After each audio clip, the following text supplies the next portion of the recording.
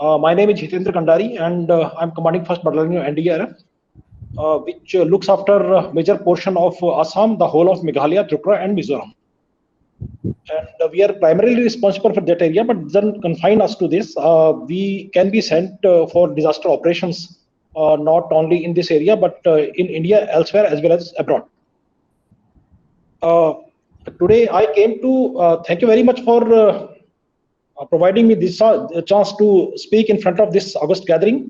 And I would also like to thank my previous speaker. Her knowledge added a lot to my information, my knowledge, and that which I hope that I will be able to execute on ground when we go for the disaster operations, as well as for capacity building. I will also like to mention that NDRF, National Disaster Response Force, this is a specially trained and equipped force for disaster response operations. Not only for our mandate is not only to provide disaster response, but also capacity building of the community and the stakeholders, as well as to help in recovery phase. I was informed about this presentation today morning only. Our DIG, Mr. Gambhir Singh Chauhan, he was supposed to deliver this presentation, but today morning he informed me that he's not keeping well, and so I would be giving this presentation. So just about when I was about to call Mr. Zulfi, I got a call from himself, and then he informed me when I asked that who are my audience. So he said that there are some scholars and there are some circle officers as well as some disaster officers. So I'm not sure about the scholars, but I can say for sure the circle officers and the other officers of disaster response, they are most valuable people to us when we go for the operations. And whatever I will share from my information, and when we go for the operation, they are the people who can come to our help a lot in our capacity building efforts as well as our disaster response efforts. So I know that I have only 15 minutes of time, so I will like to do the justification with the time that is allotted to me. I will touch upon the genesis of floods in Assam, then what effects this causes, and what is our response mechanism, and what are the challenges in disaster response operations, and then some of what all we can do for the future. Assam, this is a beautiful state of Northeast, which is also called the gateway of Northeast India. This is known for its hilly terrain, its vast riverine valleys, plains, and lush green tea gardens. And other than its beauty, vastness, and diversity, it is also known for its vulnerability to the floods. Flood is an regular occurrence. Flood regularly comes. It's a regular phenomenon. Every year, Assam is affected by flood. So then we will dwell into some reasons that they cause flood here. One is the monsoon season, and the monsoon season is it comes along with the in summertime when the this snow melts, and this again inundates the area. The flooding, the melting of snow as well as the monsoon, they cause inundating of the plain areas. Brahmaputra is the major river, and Brahmaputra and its Assam Brahmaputra Valley is surrounded from both the sides, from north as well as from south, by the hills, and lot of tributaries generate from both the sides, and this inundates the area, which causes flood. And in the southern Assam, there is another river valley, which is Barak River, and Barak River is the major contributor of the floods in Assam, in South Assam area of Kachar. This is how Assam looks like. The river the Brahmaputra, that flows almost in the middle, and from both the sides, as we can see, these are the hills from which these tributaries originate, and they cause flood in Brahmaputra Valley. The reason that I said the monsoon is the reason, then the accumulating of this water from the hills into the river valleys, and then again, I said that both the things that with this rainfall, then snow melts in the Himalayan regions, and this also adds to the water that reaches the plains, and the flood is caused. And from a long time, this rivers, these valleys have been bringing the soil with them, and the beds, because of the silt that has been deposited in the river beds, they have made the beds shallow, and the amount of water that comes, that inundates the whole region. Then there are a lot of things. There is the very inadequate drainage system and flood protection measures. Then embankments are very less. Some of them built as back in 1960s. They have become weak, and they are always vulnerable to breaks. And whenever any embankment is breached, then it also causes floods in this area. Then deforestation is another thing, that due to the development, deforestation in catchment areas of the rivers, that is another cause of rivers. Then the dams, they release water from time to time, which sometimes cause the flash floods. As it happened in 1922, because then one dam in Bhutan released water, and the information came through a long channel. It went to the Ministry of Home Affairs, then Ministry of External Affairs, then it went to Ministry of Home Affairs, then it reached us. And by that time, the information reached, and the flood came before that. Climate change is again one of the more, as the previous speaker was speaking, that climate, this is thing now, as we have seen this year also, that though this part of the country didn't see that much of rain, but the western part, Himachal Pradesh or Uttarakhand, they witnessed huge, massive floods this year. That again, due to climate change, and which are disturbing the pattern, and sometimes the things, the rains are becoming erratic. As I already mentioned, the snow melt is one of the reasons for these type of floods.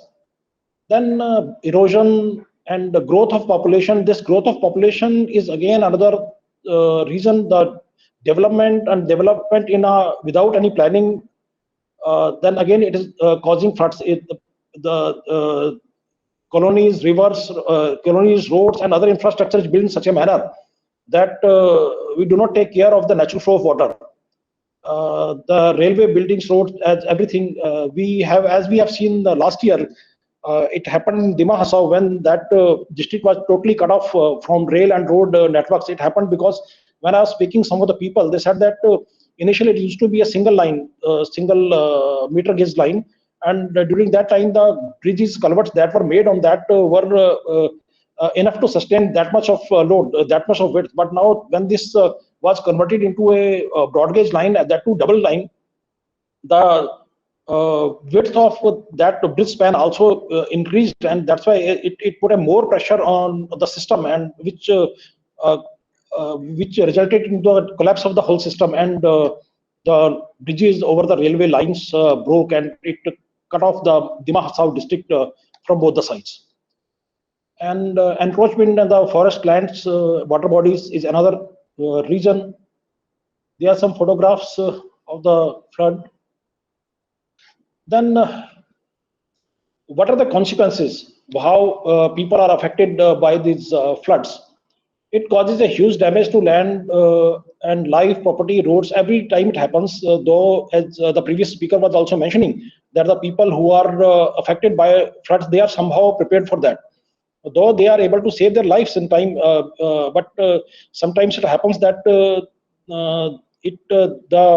amount of water is beyond their expectations, so then they got trapped. And in any case, if they are able to, even if they are able to save them, they are not able to save their crops, their properties, their cattle sometimes, because it might be easy for them to shift from their homes, but it is very difficult for them to take their cattle along. So there is another. This is the issue that comes. It also happens sometimes when we go for the rescue operations. When we call people to come along, they said that though we cannot go without our cattle, and sometimes it's very difficult to take the cattle along in our boats. And last year, actually, 2022 was a massive floods in Assam. When we were going for the operations, we were told that this type of flood was unprecedented in last 85 years, and the Assam was affected. At one stage, there were 35 districts and 33 districts were affected, and all our 18 teams were deployed, and we had to bring teams from outside, from another NDRF battalions. So it will. Then there is always a limitation on the rescue mechanism that we have. There are very limited number of people. There are very limited number of relief camps and other material. And in such situation, when the whole state is under siege, then it's very difficult actually to provide help to anyone, and it's actually a very big challenge. It have impacted the agriculture sector. The agriculture, there were a lot of damage. Actually, it was assessed that the huge area around more than 10,000 hectares that was affected. These are some other photographs of the damage that was caused. The roads, all the network that got collapsed, and actually it is another challenge in providing help and relief to the people. There are some of the data. Actually, the flood. As I mentioned, I want to go deep into this in describing the whole data, but just some examples that whenever any floods come, they come along with devastation. They come with a lot of people losing their life, loss and damage of the property, and roads get collapsed, disruption of rescue and relief, which cause obviously because communication are there. This is another challenge for rescue and relief operations. So teams cannot reach there in time. We cannot send relief in time. Rations that are supposed to get the people, reach the people, they cannot reach in time. So these are the difficulties that are faced in time of floods. And obviously impact on employment and labor leading to poverty. Anytime, whenever any this disaster, this type of floods come, then people are out of job, and then again it adds to the poverty. Some other photographs. This is as I was referring to what happened in Dima Hasao last year. This photograph is of Dima Hasao. This is a district in northern Assam, and this photograph that you are seeing is of Haflong railway station. And this is how it happened. This you can see the what happened to that train, and it came suddenly. And in one meeting, we were then our one of teams were airlifted to Dima Hasao.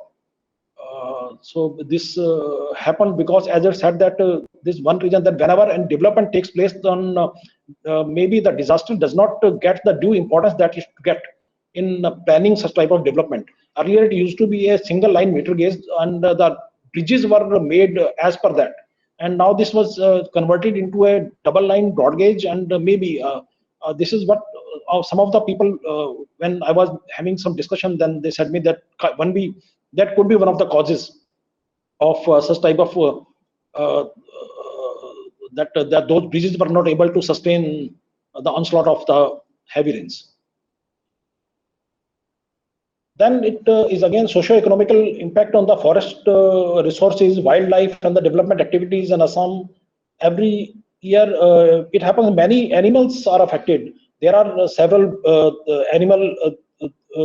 There are in jungles. There are national. There are many sanctuaries and national parks like Kaziranga and all. They all get inundated and cause a heavy damage to the animal there. And because there are two things that one, so they are affected by the floods, as well as again that they are a grazing area gets limited, the whole population of animal had to confine themselves in a very small area, and they are affected by because they do not have enough food to eat. Though this very clear that recovery and relief operations of the flood are very expensive because of manifold effects of this floods. Floods come along with the landslide, this disruption of rail and road networks, and many other things. So then it is a challenge to meet these expenses.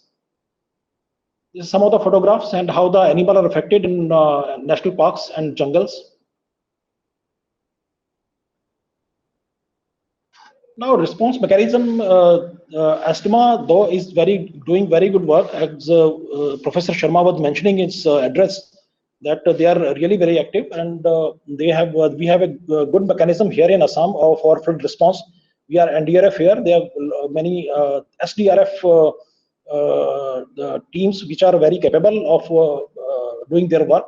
They work with us shoulder to shoulder, and then there are a lot of volunteers which include Nehru Yuva Kendras and Abda Mitras, which are being trained now, and various other previous civil defense volunteers, and then there are several organizations, many NGOs who come forward at the time of floods. Last year, again, Silchar was affected by the floods, and that occurred due to breach of an embankment. As I was mentioning, that the breach of embankments is also one of the reasons of flooding. So it happened in Silchar, and the flood, one embankment was breached, and the whole city was under siege overnight. And our teams were called in, and at one stage, when there were all the teams of our battalion were engaged elsewhere, so we had to bring in more teams from outside, and 9 NDRF teams and so many of the SDRF teams, army, paramilitary forces, civil volunteers, everybody was working there. So a lot of people are there who come forward to help. And here there's one thing I would like to mention. I'll like to make a mention of that. A lot of these circle officers are listening to me, and they are attending this workshop. Those people come, they have a very massive role in this. Not many people will come there, but they will not know the area. They actually do not know what to do. They don't know who people are affected and how they are willing to work, but they do not actually know what they want to do, what they should do. So these circle officers and other district disaster response officers, they are very important to us. Because they know the area, they know the people, they know they have all the information, and they can guide the people like us, the people like SDRF, the other volunteers who do come to guide us that what we need to do. Then there is a flood early warning system that is functioning, and that is system that how we can bring the people whenever any flood is likely to come, that how early we can make the people aware of this, so that they have enough time to plan their rescue, whether they want to go elsewhere or whatever. If they have to shift their cattle, they can do it in time. Many awareness camps which are conducted now. This is happening a lot of times. There are we conduct many awareness camps. When we go to the people, we conduct a lot of mock exercises with the State Disaster Response Authority, and even national NDMA also chips in, and many exercises. NDMA we conduct in with NDMA conducts a lot of exercises, and they are very valuable. The whole state is involved in it, and right from the state authorities, all the district authorities, and NDRF, army, all other people who are the stakeholders in disaster response, they are all called in, and they come together, they work together, so that we know each other's capabilities, we know each other's that how we can contribute in any disaster response. So this type of programs are very valuable, very important in disaster mitigation, disaster preparedness, as well as response operations.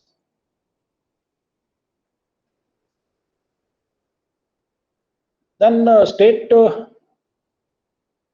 relief camps are set up, and we need to look into it that whenever relief camps are set up, they should be set up in the area which are where they are more useful to the people.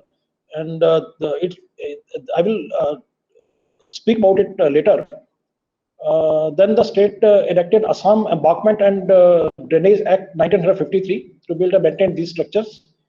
Desilting of dredging projects on the river. This is very important, as mentioned earlier, that the silting of the river beds which makes their beds shallow, and that the excess water that inundates the plains. So desilting of the river beds is very important if we want to reduce the effect of floods.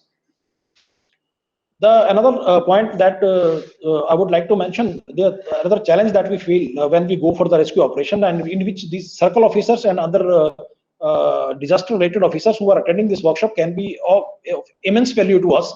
There is sometimes a lack of coordination between different agencies. They come from outside, they do not know each other's work culture, they are not aware of the situation there, and these people can help them a lot. And if the efforts are made in a coordinated way, with everybody knows each other, and we have a very good communication, we know each other's locations, their capabilities, then we will be able to make our operations more effective and more valuable and useful for the people.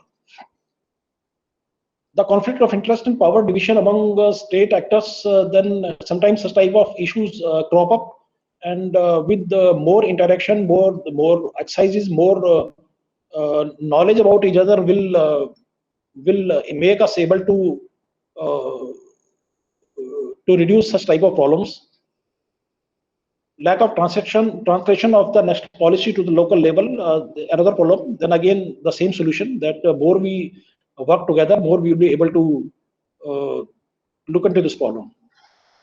Lack of firm resettlement and rehabilitation policy, constructing floodwater and safeguards along the banks of Brahmaputra river and tributaries. Most of the structures are built without taking any scientific study. There's another problem actually. We are now speaking for the flood, but this region is also very vulnerable for the earthquake. And when we look for the earthquake, again this problem comes up, that the structures which are coming up, there is no actually scientific manner of doing the things, no planning. So actually this also we build some structure, we do not see how it is going to affect the natural flow of the water, and the pressure increases, and we do not take the much care that whether there are no calculations to know whether this structure will be able to sustain the onslaught of water when the heavy rains come. So this is very important, that all the infrastructure that is developed here should be so done after careful study, so that that is resilient enough to withstand such type of floods. Then affects efficiency of flood walls. This all lack of direct participation of community. This is a very today very important aspect in our work. In every forum it is emphasized that we should encourage the participation of community in disaster management. They are the first responders. They are the people who are really affected. People like us are trained, and obviously we will come with our equipped people. We are capable people, but we will come from a distance. It will take a lot of time for us to reach there. And again, we will come in a limited number. We have a limitation of the people. So it is the local people who can be very valuable to us if they are aware. Their capacity is built in time. Then the resilience can be achieved. So it is very important for today that we include the we ensure the participation of local population in disaster risk reduction. Local, as again, that they are very, sometimes they are not again familiar with the policies, the risk awareness and all, and this needs to be created.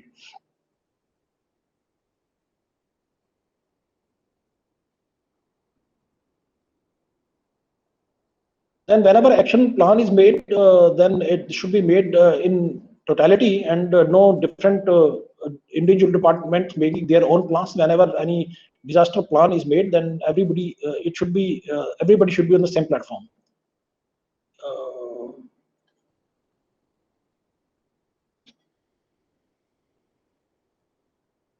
Then there are what we can do of the future. State may invest in strong durable embankments. The making of embankments is important. A lot of floods caused due to the not availability of the embankments or the weakened embankments. So they need to be repaired in time, and there is a need to create more embankments. Then permanent concrete flood shelters are required, because whenever we go in some villages, then we have to rescue the villagers, but there is no place nearby. So sometimes we have to take them to a long distance where the people are not willing to go. If we give them shelter at any place which is available to us.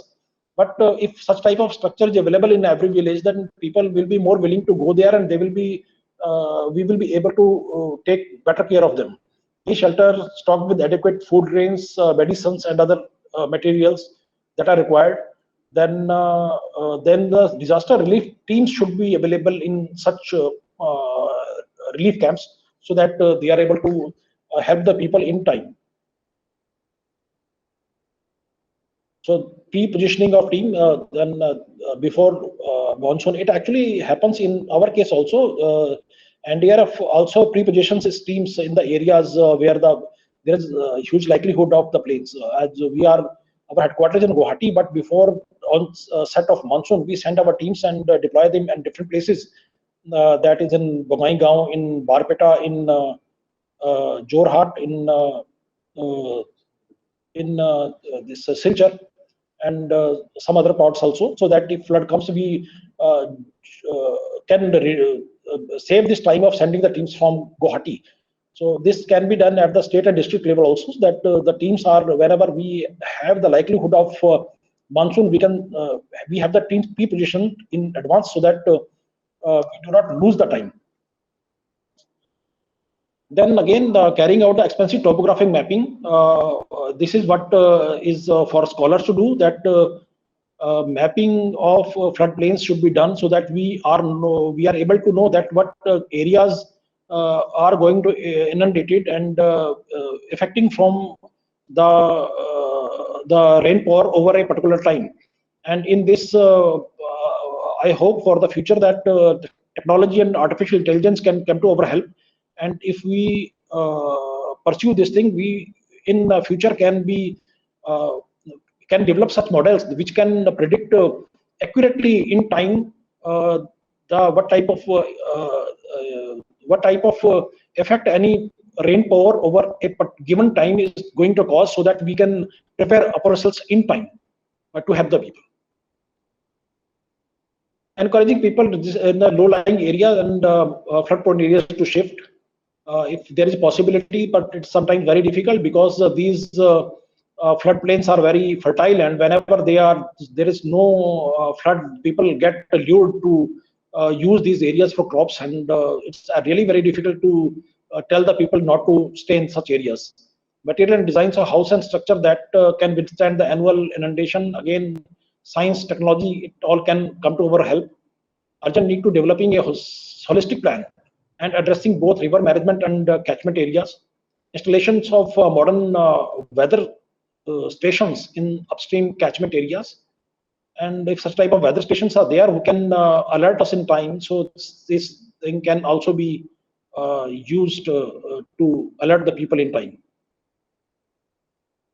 Development of sirens along the riverbanks near dams, so that people again can be alerted. Promoting extensive afforestation initiative. This is very important. Deforestation, this causes erosion. It causes again the more effect on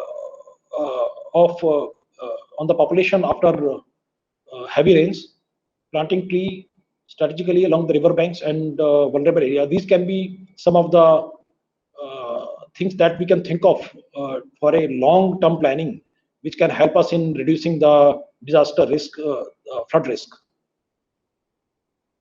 Then there are some other things, the centralization of power of horizontal and vertical level, controlling and implementing regulations and regular updates on policies, transparency in governance to implement regulations beyond political and economical benefits, amendation of building bylaws. This is very important because if we have, there are some building bylaws that people are forced to follow, then such type of calamities can be, the calamities will be there, but of course we will be more resilient to protect ourselves from them. Revision of hydropower policy, mandatory installation of automated weather stations, clear directions on log gate operations, strictly follow dam safety bill, reviewing local level emergency plan, strong rehabilitation, accounting, restructure of damaged buildings, preventing new constructions in hazardous areas. Though again, it's challenging that because people are always lured. We have such a huge population, and these floodplains are very lucrative. Relocation of existing structures, implementation of standard land use policy, unique policy for each eco-sensitive zone, catchment area treatment plan, afforestation, as I've already mentioned, proper management of mock disposal by any industry, again very important. This was all, gentlemen, that I have to share. Thank you very much for giving me a patient hearing. Thank you so much.